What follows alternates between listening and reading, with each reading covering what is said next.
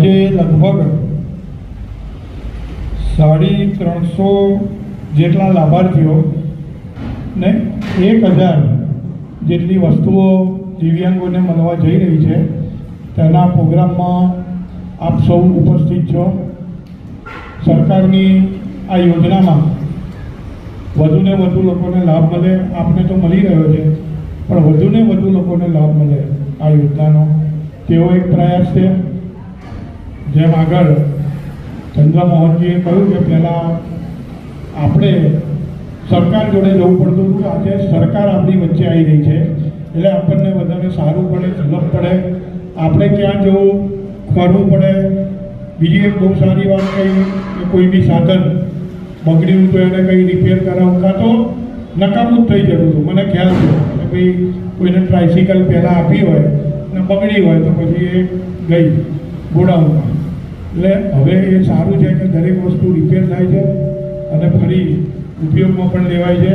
તો આ રીતની જે ફેસિલિટી મળે છે એ વધુને વધુ લોકોએ એનો લાભ લેવો જોઈએ અને એના માટેનું જે કેન્દ્ર છે તો આપ સૌને પણ એ વિનંતી કરું છું કે જેઓ જરૂરિયાતમંદો છે આપના સંપર્કમાં હોય તો તેઓને પણ આ જાણ કરજો અને આ આશરા કેન્દ્રનો વધુને વધુ લાભ લે.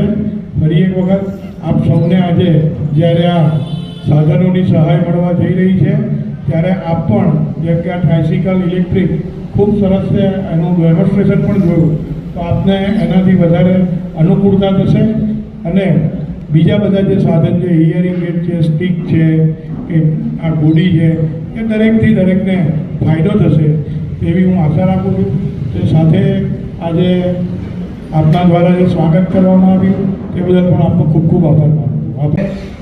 આજે તમને બધાને ઘણા સમયથી તમે રાહ જોતા છો તો તમને આ બધા સાધનો મળવાના છે. ટ્રાયસિકલથી માંડી અને હમણાં જેમ વાત કરી કે સિનિયર સિટીઝન હોય તો એને કાનનું મશીન હોય, સ્ટીક હોય કે બીજા કંઈ અન્ય સાધનો હોય, આ બધા સાધનો અહીંથી પ્રાપ્ત થવાના છે.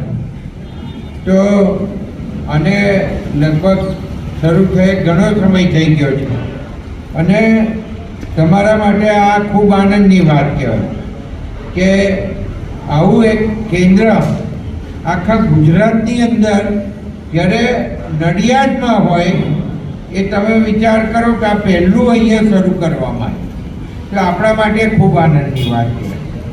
બીજું ખાસ કરીને તમે બધા આ સાધનો તો મેળવશો પણ હવે બીજું તમારે શું કરવાનું? તમારે શું કરવાનું? તમારે પ્રચાર કરવો પડશે, બરાબર ને? તમારે પ્રચાર કરીને બીજાને જણાવવું પડશે કે અમે આ સાધન આશરા કેન્દ્ર નડિયાદથી લઈ આવ્યા. અને હમણાં એમણે કહ્યું કે આ સતત ચાલતી પ્રક્રિયા છે. એવું નહીં કે આજે તમે અહીંયા ફોર્મ નોંધણીનું કામ ચાલુ જ રહેવાનું. એ નોંધણી થયા પછી એમને કહ્યું કે 50 સાધન થાય એટલે આ જે એમની આશરા કેન્દ્રનું એમનું જે મેઇન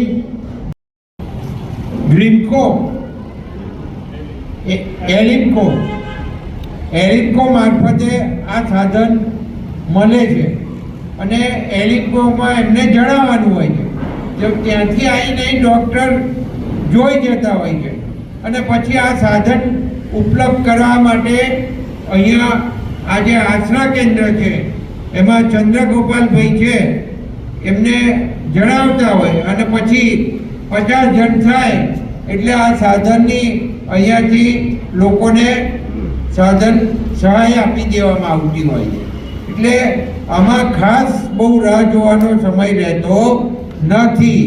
એમના કહેવા પ્રમાણે વધુમાં વધુ 2 મહિનાથી વધારે સમય લાગે નહીં. તો આ બધું તમારે લોકોને કહેવાનું છે. જે લોકો અપંગ હોય કે જેને આવા સાધનોની જરૂર હોય એને તમારે જણાવવાનું. હું આજે આ બધું મારી ફેસબુક પર અને વોટ્સઅપ ઉપર આખા જિલ્લામાં પ્રચાર થાય એ રીતના મૂકીશ અને આનો પ્રચાર થશે. આ ચેનલો મારફતે એનો પ્રચાર કરાય. પણ તમારા જેવા વિકલાંગો કોઈ બાકી ના રહે એ જોવાનું કામ આપણા બધાનું છે. એટલે તમે જેને પણ જાણ થાય એને કરતા રહેજો.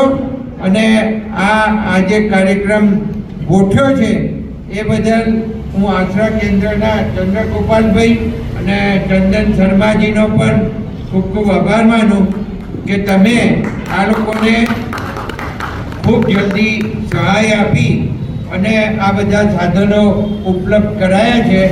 સમય ઘણો થઈ ગયો છે એટલે વધારે વાત નહીં કરતા હું કેન્દ્ર સરકારનો, આપણા મોદી સાહેબનો, ગુજરાત સરકારના મુખ્યમંત્રી ભૂપેન્દ્રભાઈ પટેલ સાહેબનો ખૂબ ખૂબ આભાર માનું છું કે આ સહાયતા કરવા બદલ આપે ખૂબ આશીર્વાદ એમના મેળવ્યા છે.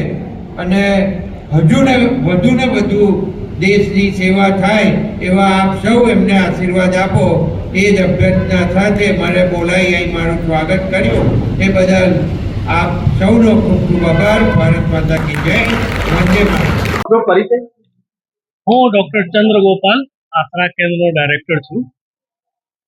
આજે આ શેનો કાર્યક્રમ યોજાયો અને કેટલા લાભાર્થીઓ બોલો? આજે જે અહીંયા કાર્યક્રમ થયો દિવ્યાંગ સાધન સહાય વિતરણ એ આશરા કેન્દ્ર સેન્ટર તરફથી થયું. એ ભારત સરકારની સામાજિક ન્યાય એવં અધિકારિતા મંત્રાલય હેઠળ એ દિવ્યાંગજનોની એક સ્કીમ છે, એડીપ સ્કીમ. એ સ્કીમ અંતર્ગત આજે વિતરણ થયું. એ મોદી સાહેબનો ખાસ એ ઉદ્દેશ છે દિવ્યાંગજનોના એમના સાધન સહાય એમના ઘર સુધી પહોંચે. એટલા માટે અહીંયા એક આશરા કેન્દ્ર ચાલુ થયું, જે કેન્દ્રમાં ગમે તે દિવ્યાંગ આવે એના રજીસ્ટ્રેશન થાય, એનું પરીક્ષણ થાય અને સાધન સહાય મળી જાય. પહેલા અગાઉ શું થતું હતું, કેમ્પ માટે રાહ જોવું પડતા હતા લોકોને, અને હવે કેમ્પને રાહ જોવાની નહીં. એક બહુ ખાસ વસ્તુ થયું છે. અને આખા ગુજરાતમાં સૌથી પહેલું આપણે નડિયાદમાં આ આશરા કેન્દ્રનો શુભારંભ થયું. આજે ચોથી કેમ્પ છે. આપણે આજના તારીખમાં આપણે કુલ 207 જેટલા લાભાર્થીના જુદી જુદી પ્રકારના 350 સાધનો, જેની કુલ કિંમત 62 લાખ રૂપિયાની છે. એટલે આજે આપણે વિતરણ કર્યું પંકજભાઈ દેસાઈ સાહેબના હસ્તે. ખાસ કરીને 118 જણાને બેટરી ઓપરેટેડ ટ્રાયસાયકલ આજે આપવામાં આવેલ છે. એ ખાસ એટ્રેક્શન છે આજનો કાર્યક્રમનું, કેમ કે એટલી મોટી સંખ્યામાં આ સાયકલ કોઈ એક જગ્યાથી જો ઓછું મળે છે. 45,000ની સાયકલ છે અને એ જો ઉપયોગ કરે લાભાર્થી તેના ખાસ કરીને રોજગાર માટે બહુ ઉપયોગી સાધનો છે. આપનો પરિચય. મારું નામ છે મલેક સઈદ શોકત, તાલુકો જંબુસર, જિલ્લા ભરૂચ, ગામ દેગામ. જે મને આશરા કેન્દ્રમાંથી જે આ સાયકલને સહાય મળેલી છે, તે મને જાણ થતાં અમે અહીંયા આવેલા. અહીંયા મેં ફોર્મ ભરેલું. જે ફોર્મ ભરેલું તે આ સાયકલને સહાયથી મારું કંઈ રોજગાર મેળવી શકું છું, એના માટે આ સાધન મને મળેલું છે. જે સરકારની તરફથી આ સાધન જે મને મળેલું છે એને મને રોજગારને માટે મળેલું છે. એને સરકારનો ખૂબ ખૂબ આભાર માનું છું. શું તમારું મન શું કહેવું છે? સરકારનો ખૂબ ખૂબ આભાર માનું છું. જે મારા લીધે જે પરિસ્થિતિના આધારે અમને વિકલાંગોને સહાય સાધન આપેલી છે, તે સરકારનો ખૂબ ખૂબ આભાર માનું છું.